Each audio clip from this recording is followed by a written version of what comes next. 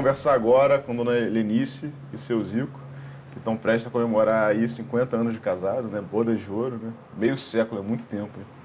Como é que faz para não cair na rotina essa relação e conseguir fazer com que dure 50 anos?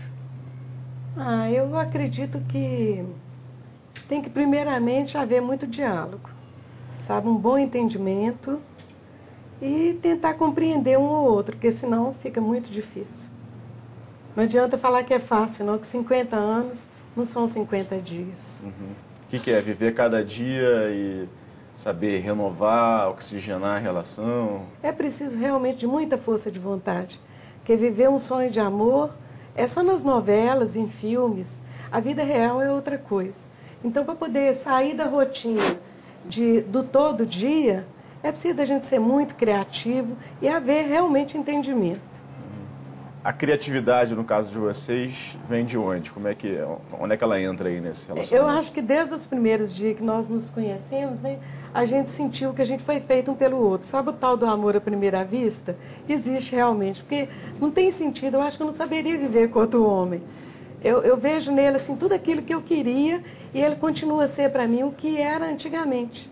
Claro que mudamos, mas o amor vai crescendo. Às vezes a gente nem sabe o que realmente é amor quando a gente se conhece. Ele vai acontecendo. E qual é a vantagem de ficar, seu Zico, com uma pessoa só a vida inteira? Tem muito essa noção de que você tem que ter várias experiências amorosas, se relacionar com várias mulheres, vários tipos de mulheres. Como é que o senhor encarou isso? Isso aí é um pouco diferente, porque você conviver com a mulher, durante todo esse tempo, você tem que conquistar ela a cada dia, né? Uhum. E ela aceitar essa conquista, né? Porque tem muito casal que acha que está tudo já consolidado, né? Estabelecido, então não precisa mais conquistar, pode deixar para lá. Eu acho que aí é que está o erro, né? Não, a relacionamento você tem que... Claro que você tem que, a cada dia, né? Para ficar melhor, você tem que... É igual uma flor, né? Você tem que regar ela e cuidar dela. E o amor é a mesma coisa. Por que isso agora está cada vez mais raro? Na minha geração, por exemplo, que é a geração dos seus netos.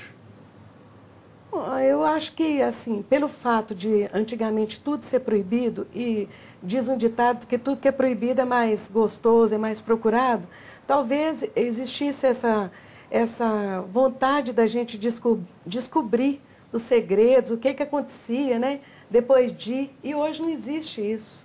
Uhum. Hoje já, primeiro fica para depois namorar. Uhum. Né? Então, hoje tudo acontece muito rápido. E no tempo da gente tudo era mágico. Fernanda e Fátima, vocês são casados há 12 anos, mas há 6 resolveram mudar o tipo de vida sexual que levavam. Casamento aberto, cada um tem os parceiros que quiser. A partir de que nasceu essa ideia? Na verdade, a fantasia era minha, né? Uhum. E tudo isso são fantasias, né? Todas as pessoas têm fantasias, algumas nem sabem que têm, mas todas as têm. E a fantasia era minha de vê-la com uma outra pessoa, com outro homem, né? Ver aquilo que acontecia comigo. Então eu, durante um ano e meio, tive um trabalho de convencê-la a entrar nessa aventura, né? E aí depois que ela entrou, não quis mais sair. Bom, você sabe que isso ainda é novo. Isso nasceu no início da década de 50 nos Estados Unidos, até com o nome de swing, quer dizer, ou seja, troca. Era a ideia de casais se juntarem na casa de um deles. Os homens deixavam as chaves num cinzeiro ou numa bandejinha e depois na saída a mulher pegava qualquer chave e levava. Isso foi uma coisa que se generalizou e a partir, inclusive, de um sexólogo americano chamado Dr. Albert Ellis, que fez um livro chamado Sexo Sem Culpa, defendendo a tese de que cada um leva a vida sexual que quiser. Ninguém tem nada com isso. É isso, quer dizer, eu estou vendo que você não tem base, você não se preocupou com as explicações, preocupou-se com a sua fantasia e vender a fantasia à Fátima, foi isso? Exatamente isso, né? Na verdade, a Fátima, ela não é minha primeira esposa, eu já tive outros casamentos antes dela, e assim, essa fantasia existia, mas não havia uma cumplicidade, né? E a questão da rotina, para mim, é uma coisa muito, muito complicada, você ficar sempre com a mesma pessoa, aquele mesmo relacionamento. Então, quando a gente resolveu ficar junto, a ideia era unir essas duas coisas, fugir da rotina e poder satisfazer essa fantasia. Só que ela era uma pessoa que tinha uma mentalidade um pouco diferente, então eu tive que fazer um trabalho de convencimento, dela poder entender o que eu estava buscando, né?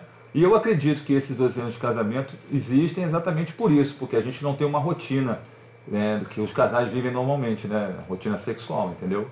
Agora eu pergunto, ambos estão felizes com essa nova falta de rotina que vocês criaram? Com certeza. Por quê? Qual é o resultado prático para você que foi convencida disso, de que essa troca de rotina era uma coisa boa? Qual é o prazer que isso representa? Bom, a nossa fantasia é ver sempre a satisfação do outro. E com isso, a gente também se satisfaz muito. Então, é uma das coisas que me deixa bem, né? Sem contar que o relacionamento da gente era bom, mas ele melhora em 100%. Depois que você começa a praticar, a viver dessa forma mais liberal como a gente vive. Eu não acho isso legal, não acho certo, é errado, porque desde o momento que o casal, né, se une, deve haver respeito. Eu não concordo com isso. No entanto, eu sou casado, tenho 27 anos de casado, eu amo a minha esposa demais, amo meus filhos.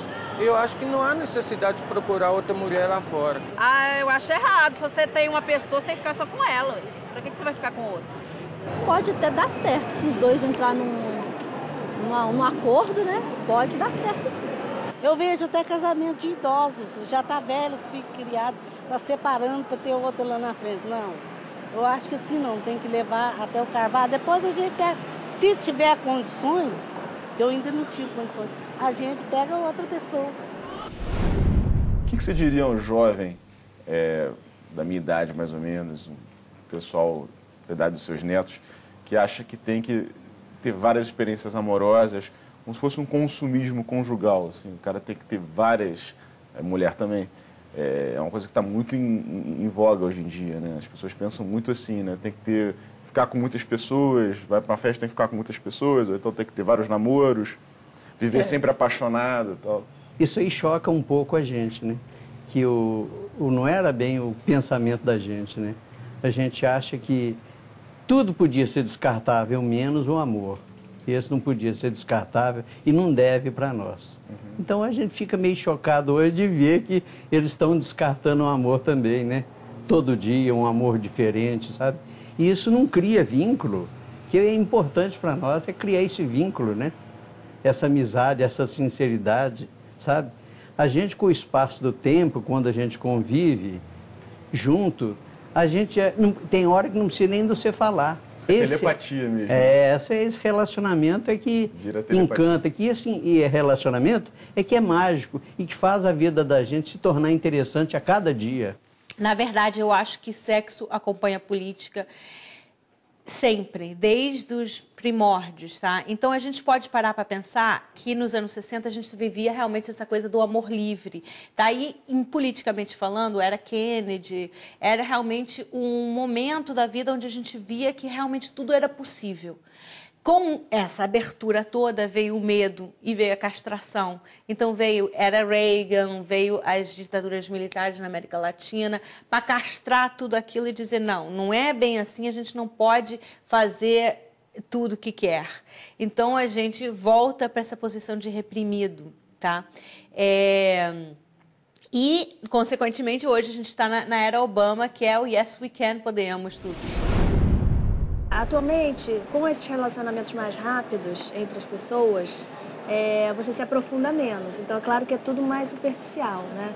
Antes você namorava uma pessoa um mês e conhecia ela naquele determinado tempo. Você ficava com a pessoa uma noite. Agora, quando você fica com uma pessoa muito rápido, o seu relacionamento com milhares de amigos é só virtual, você se aprofunda menos nas relações e no conhecimento do outro. Então você acaba que o seu sofrimento, suas crises, elas passam mais rápidas. É como se você tivesse mais anestesiado, se toda a sua vida emocional estivesse mais na superfície.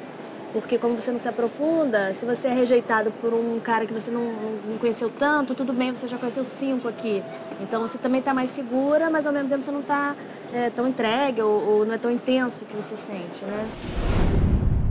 Engraçado que nesse programa você pegou a parte mais moderna da história e eu fiquei com a parte mais romântica, antiga, conservadora da história. Eu acho que isso reflete um pouco os nossos pensamentos. Você está casado há 40 anos e eu sou solteiro. 40 não, bota mais um pouquinho nisso aí, mas tudo bem, vou ficar pelos 40 mesmo. Chefe, o que a gente pensa agora, depois de fazer esse programa, é o seguinte: no fundo, foi sempre a mesma coisa. O que variava é o grau de pudor. Não existia casa de swing, por exemplo, né?